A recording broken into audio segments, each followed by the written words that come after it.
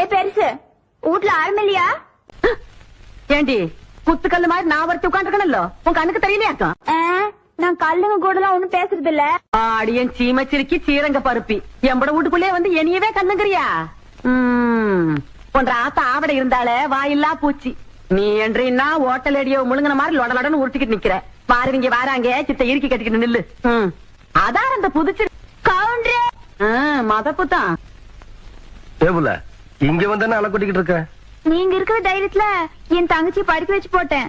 அப்படியே ஒரு வேச்சொல்லி பள்ளிக்கூடத்துல ஒரு வேலை வாங்கி கொடுத்து போட்டீங்கன்னா. நீ கெடுக்கிறது பத்தாதுன்னு ஊரு பிள்ளைகளை கெடுக்கிறதுக்கு இவ வேறையா? இவ ஒண்ணு என்ன மாதிரி இல்ல, எங்க ஆத்த மாதிரி. காதுக்கு கூட கேட்காம மனசுக்குள்ளாரையே பேசிக்குவா. அதான் ஏற்கனவே சொல்லிருக்கேன்ல இவளுக்கு தான் வேலை வாங்கி கொடுக்கணும்னு. ஏன் புள்ள போய் சொல்ற? தவசி இவ பேச்ச நம்பாதீங்கடோ. இவ